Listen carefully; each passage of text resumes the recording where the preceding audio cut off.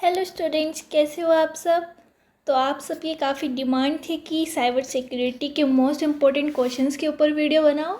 So we are back with this video. इसमें हम discuss करेंगे साइबर सिक्योरिटी के सारे इम्पोर्टेंट क्वेश्चंस जिनके आने की बहुत ज़्यादा प्रोबेबिलिटी है आपके एग्ज़ाम में।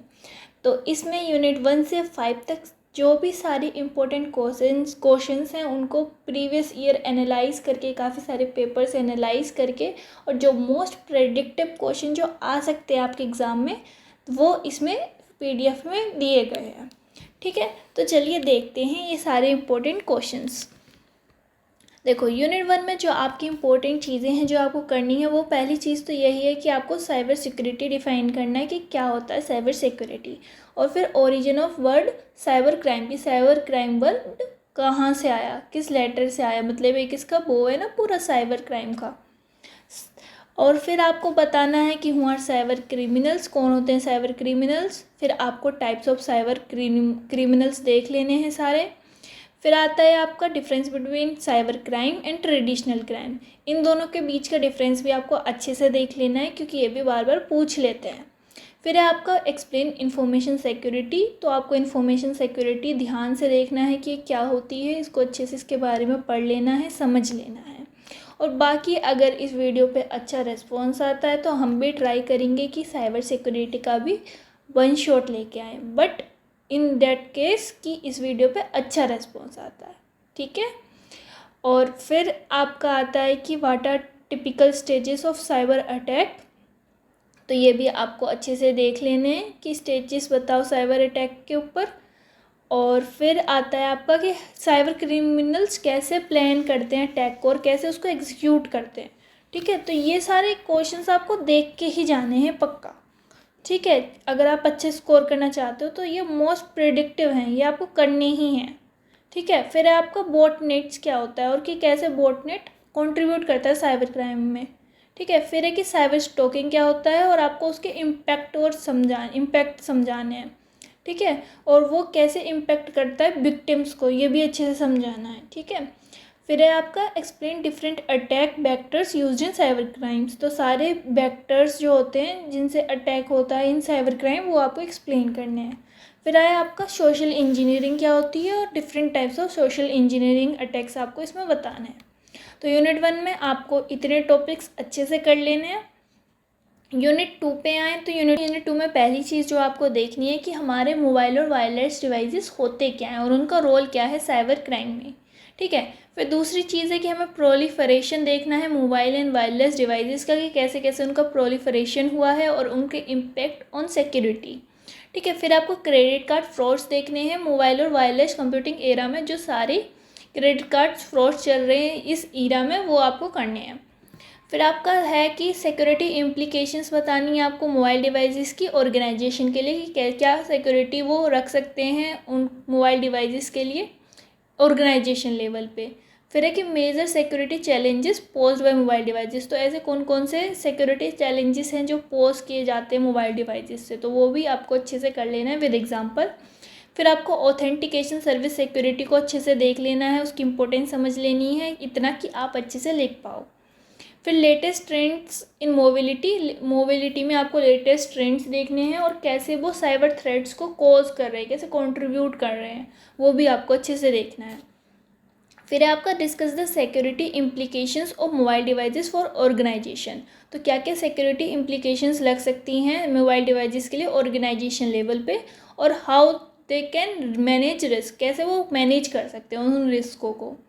ठीक है, फिर है explain how criminals exploit mobile and wire devices में क्या क्या वो चीज़ें कर सकते हैं जो एक्सप्लॉइट करें उनको। ठीक है, ये आपको अच्छे से देख लेने हैं। फिर आपका आता है discuss the various attacks against mobile and cellphone. तो मोबाइल और सेलफोन्स के अगेंस्ट क्या क्या अटैक हो सकते हैं वो आपको अच्छे से देखने हैं। फिर describe the importance of security policies related to mobile computing devices. तो ये भी आपको अच्छे से देखना है।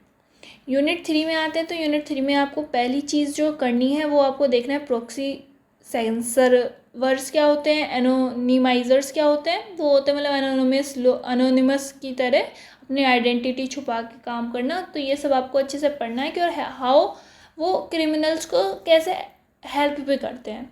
फिर आपको फिशिंग अटैक्स वगैरह देखने हैं और कैसे आप उनसे प्रोटेक्ट कर सकते हो। फिर आपको सारी पासवर्ड क्रैकिंग टेक्निक्स अच्छे से देख लेनी है, उसके बारे में पढ़ लेना है कि क्या होती हैं और क्या क्या टेक्निक्स होती हैं। और फिर की लॉगर्स कौन होते हैं, स्पाईवेयर्स क्या होते हैं, ये भी आपको अच्छे से देखना है। की लॉगर्स क्या होता है, स्पाईवेयर क्या होता है। फिर आपको वायरस और वॉर्म्स और ट्रोजन हॉर्सेस, इसको तो अच्छे से देखना, बार बार पूछ लेते हैं ये वायरसेस और वॉर्म्स, ठीक है, ये अच्छे से देखना है।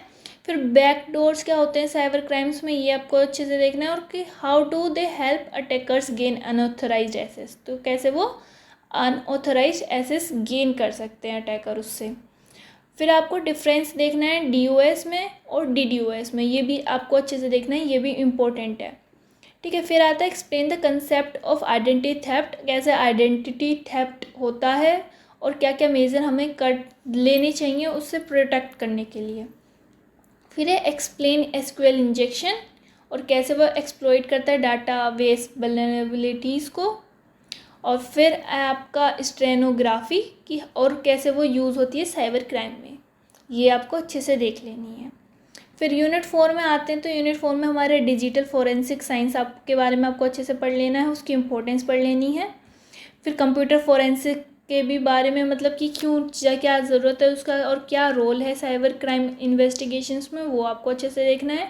डिफरेंस देख लेना है इन दोनों के बीच में, साइबर फोरेंसिक में और डिजिटल एविडेंस में, और एग्जाम्पल के साथ देखना है।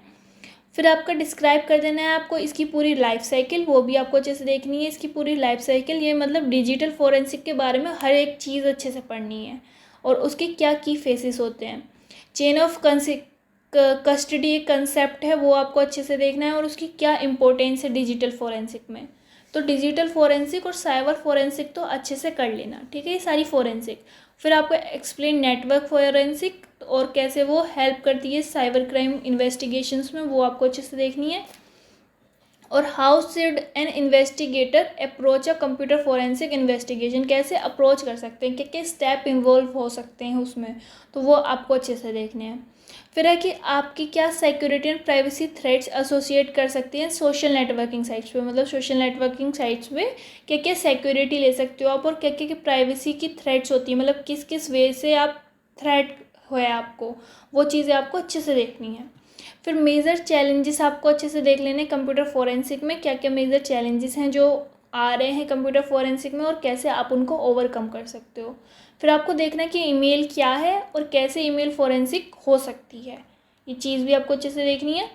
फिर explain the forensic analysis of email और how can email be used as a digital evidence, तो ये भी आपको अच्छे से देख लेना है। तो इस पूरे उसमें तो सारी फोरेंसिक्स ही हैं, तो इन सबको ही करना पड़ेगा आपको क्योंकि सारी ही इम्पोर्टेंट हैं। तो आप ये सारे सिर्फ टॉपिक्स भी करोगे आपकी पूरी साइबर कंप्लीट हो जाएगी। तो आप यहाँ से ये टॉपिक वाइज उठाओ कि यूनिट 1 में मुझे ये करते जाना है और उनको साथ में करते जाओ, आपकी पूरी साइबर तैयार हो जाएगी, ठीक है। अब यूनिट 5 में क्या है, यूनिट 5 में हमें देखना है कि हमें क्या नीड है इंफॉर्मेशन सिक्योरिटी पॉलिसी की और उसको एग्जांपल के साथ समझाना है। फिर है कि इंडियन साइबर लॉ क्या होता है और उसके क्या प्रोविजंस होते हैं, क्या सिग्निफिकेंस होते हैं, ये आपको अच्छे से देख लेना है। फिर इंटेलेक्चुअल प्रॉपर्टी क्या होती है और उसके क्या सिग्निफिकेंस है डिजिटल सिक्योरिटी में, वो भी आपको अच्छे से देख लेना है। फिर है different types of intellectual property rights आपको देखनी है, ठीक है, एग्जाम्पल के साथ। फिर objective and scope of digital personal data protection act, ये बार बार पूछ लेते हैं, DPDPA एक्ट के नाम से भी ये पूछ लेते हैं, तो ये भी आपको करना ही है, ठीक है। फिर पेटेंट, कॉपीराइट, ट्रेडमार्क, ये सब आपको अच्छे से समझाने हैं। फिर सुटेबल एग्जाम्पल, और फिर आता है आपका कि कैसे साइबर लॉ हेल्प करता है हमें प्रिवेंटिंग साइबर क्राइम से, कैसे हमें प्रोटेक्ट करते हैं साइबर लॉज, तो आपको वो अच्छे से पढ़ लेना है और उसके रियल लाइफ एक केस स्टडी भी लिख देनी है, ठीक है। वो एक बार रीड कर लोगे तो आपके दिमाग में सेट हो जाएगी, फिर आप लिख आना उसको। फिर है कि discuss various intellectual property related legislations in India, तो ये भी आपको अच्छे से देख लेना है, क्या क्या ऐसी इंटेलेक्चुअल प्रॉपर्टी रिलेटेड लेजिस्लेशंस हैं वो आपको देख लेना है। फिर मेजर इंटेलेक्चुअल प्रॉपर्टी इशू क्या आते हैं हमारे, वो आपको अच्छे से देख लेने हैं। फिर आपका लास्ट है इसमें कि explain challenges in implementing cyber laws, तो क्या क्या चैलेंजेस आते हैं हमें साइबर लॉ को इम्प्लीमेंट करने के लिए और क्या कैसे हम उनको ओवरकम कर सकते हैं। तो देखो इसमें सफिशिएंट इतने पॉइंट्स हैं कि आपकी पूरी यूनिट कवर कर सकते हैं ये पॉइंट्स अगर आप अच्छे से कर लो। तो बेस्ट वे क्या है आपका प्रिपेयर करने का, यूनिट 1 देखो, अच्छा ये वाला टॉपिक करना है, ये टॉपिक प्रिपेयर करो और फिर उसको प्रिपेयर करने के बाद ऐसे करते करते आपकी 5 यूनिट अच्छे से कवर हो जाएंगी। और आपको इसका वन शॉट अगर चाहिए तो देखो इस वीडियो पर अच्छा रिस्पॉन्स आना चाहिए, तो वी विल ट्राई। तो all the best for your paper. तब तक के लिए ये इंपॉर्टेंट क्वेश्चंस देखो, इनको प्रैक्टिस करो